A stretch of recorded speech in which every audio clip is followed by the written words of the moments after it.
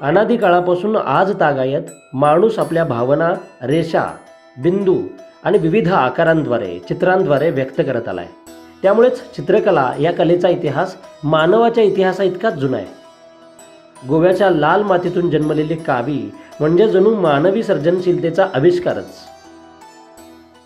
गोवा हा अनेक संस्कृतींचा संगम आहे. कोकणी, मराठीसह पोर्तुगीज संस्कृती या प्रांतात खोलवर रुजली आहे. त्यामुळेच हा प्रांत वैभवशाली आहे. कला, साहित्य, संगीत या त्रिवेणी संगमावर हा प्रांत साकारला आहे. गोमंतक भूमी ही कलाकारांना जन्म देते. गोमंतक भूमी ही कलाकारांची खाण आहे. गोव्याच्या लाल मातीला काव असं म्हणतात आणि या मातीतून जन्मली ती कावी कला.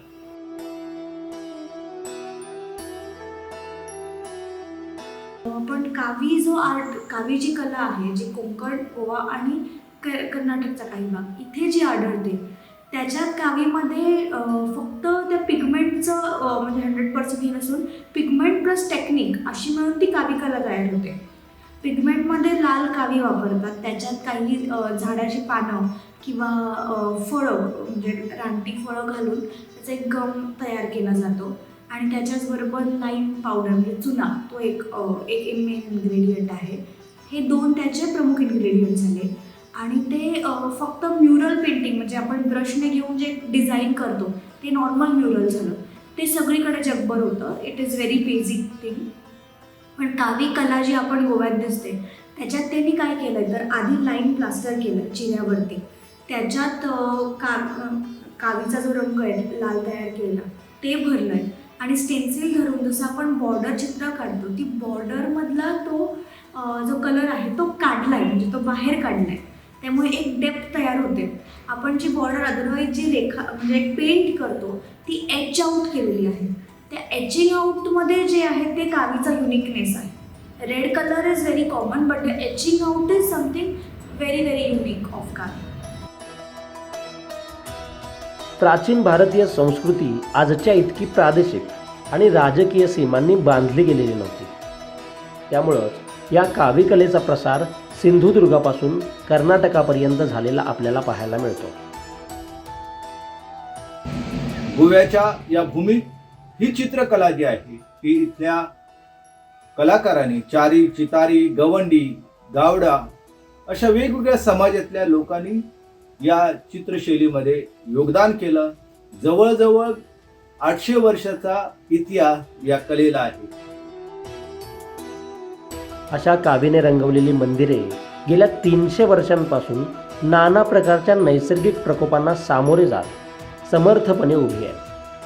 विशेष म्हणजे कोकण किनारपट्टीवर होणारी पर्जन्यवृष्टी आणि दमट हवामान यांचा या कलाचित्रांवर कोणताही परिणाम होत नाही. जिथं रासायनिक रंगकाम टिकत नाही तिथं ही कावी समर्थपणे टिकून राहिलेली आहे. सो कावी जी कला आहे आपल्याला एक 16-17व्या शतकापासून सगळीकडे दिसते. त्याच्या आधी दिसत नाही. एक म्हणजे नॅचरल रिझन्स की ते काळची जुनी तेवढी वास्तू आपल्याकडे नाही आहे किंवा ज्या मंदिरामध्ये दिसते ती सगळी मंदिरं स्थलांतरित मंदिरं आहेत. इन्क्विजिशनच्या वेळी म्हणजे पोर्तुगीजच्या बाटाबाटी करत होते तेव्हा जी मंदिरं स्थलांतरित झाली त्या नवीन वास्तूंवरती कावी कला आपल्याला दिसते. आणि कावी अशा वेळी तयार झालेली आहे म्हणजे जी आपल्याला दिसते ती मिडिवल पोर्चुगीज टाईम पिरियडमध्ये. त्यावेळी एक स्टेबिलिटी नाही आहे आणि स्टेबिलिटी जेव्हा नसते आर्ट स्कूल्सची वेगळी, बाबा ही माझीच शैली, ही होयसळा आर्ट, ही विजयनगर आर्ट, असं जे आपल्याला भारतभर दिसतं ते कावीचं झालेलं नाही आहे. कावी म्हणजे हेच चित्र असले पाहिजे. कावी म्हणजे टेक्निक म्हणून तिचा उदय झाला, पण कावीचं एक स्कूल की बाबा हे अशीच चित्र म्हणजे कावी हीच फॉलो केली पाहिजे असं नाही झालं. आपण टेक्निक घेऊन पाहिजे ती चित्र, पाहिजे ती आर्ट स्टाईल घेऊन त्याच्यात करता येतं.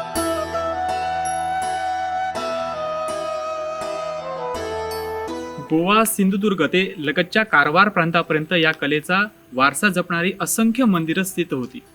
परंतु भव्यदिव्य वास्तुशिल्प रचनेच्या मोहातून केलेल्या जीर्णोद्धारापायी या मंदिरांवरील कावी कला आता नष्ट होते. आत्ता तुम्ही जे माझ्या मागे बघताय ते कावी कलेची साक्ष देणारं सिंधुदुर्गातील दोडामार तालुक्यातील झोळंबे या गावातील श्रीदेवी माऊलीचं मंदिर.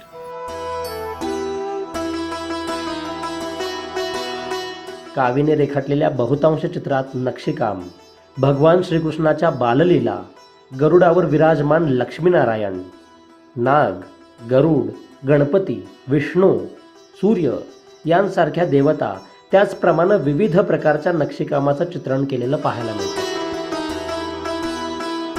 सगळ्यात कॉमन म्हणजे दिसतं एक एस टाईपची नक्षी दिसते आणि पिंपळाचं पान. हे जिथे जिथे कावी आहे तिथे तिथे म्हणजे महाराष्ट्रापासून कर्नाटकपर्यंत ती कॉमन डिझाईन आहे. आणि कावी कशी आहे की स्टेन्सिल आर्ट आहे, म्हणजे जेव्हा ती माती ओली आहे तेव्हाच ते एच आउट केलं पाहिजे. आणि त्यामुळे स्टेन्सिल असल्यामुळे तुम्ही जास्त त्याच्यात फ्री हँड करत बसणार आणि माती सुकणार, त्यामुळे काहीच होणार नाही. त्यामुळे ते ओलं असताना केलं पाहिजे, पण जास्तीत जास्त स्टेन्सिल वापरलेले आहे. गोव्याच्या या कावी कलेला दिल्लीपर्यंत ज्यानं नवी ओळख मिळवून दिली असा गोव्याचा सुपुत्र युवा कलाकार सागर नाईक मुळे कावीला जतन करण्यासाठी प्रयत्नशील आहे. आता कावीबद्दल बोलायचं झालं की तर ॲज अन आर्टिस्ट मी कॉन्टेम्पररी म्हणजे खूप लोकांना माहीत नाही कॉन्टेम्पररी हा वर्ड आहे. कॉन्टेम्पररी म्हणजे आताच्या टाइममधून जो माणूस काम करतो त्याला कॉन्टेम्पररी म्हणतात. आणि मी कावी कॉन्टेम्पररीमध्ये काम करतो. आताच्या टाइममधून मी कावी आर्टला किती पुढे नेऊ शकतो, नाहीतर मी काव्य आर्टचं किती व्हेरिएशन दाखवू शकतो, हीच माझ्या कामातून बघायला मिळतात. 2019 पासून मी कावी या चित्रामध्ये काम करायला सुरुवात केली. ॲज अ बिगिनर म्हणून मी फक्त ना चित्रे रेखाटायला सुरुवात केली कावीचा मोटिव्ह घेऊन. आणि नवरात्रीचं 9 चित्र काढली आणि तेव्हापासून माझी जर्नी सुरू झाली. कावी कला जर समजा तू शिकायची असेल तर तू शिकवू शकता. मी आता ना खूप वर्कशॉप वगैरे घ्यायला सुरुवात केली आहे, पण मी स्वतः अरेंज नाही करत आहे. म्हणजे मला जर कोणी असं इन्व्हाइट केलं ना तरच मी जातो. गोव्यातील जुनी मंदिरे, चर्च आणि जुन्या पारंपरिक घरांवर आढळणारी ही प्राचीन कलाशैली आता नवीन संसद भवनामध्ये दाखल झालेली आहे. कावी कलेला देशभरातील कलाकार, विविध संघटना टिकवू पाहत आहेत. तसंच गोवा सरकारसुद्धा कावीला GI टॅग मिळावं यासाठी काम करत आहे. त्यामुळं मरणासन्न होत असलेल्या या कलेला एक नवसंजीवनी प्राप्त होत आहे.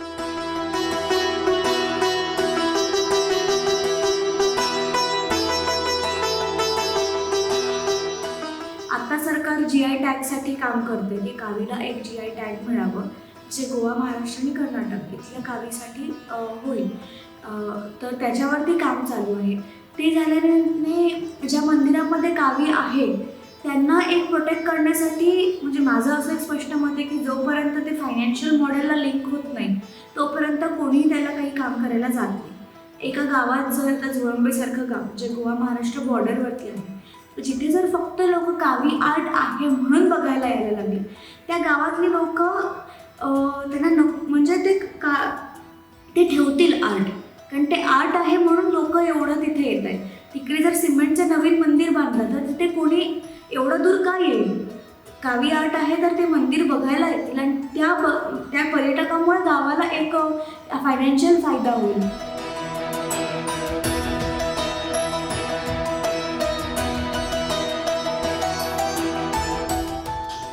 मध्यंतरी लुप्त पावत चाललेल्या या कावी कलेला भविष्यकालीन परिवर्तनासाठी उत्साहवर्धक चित्र तयार झाले.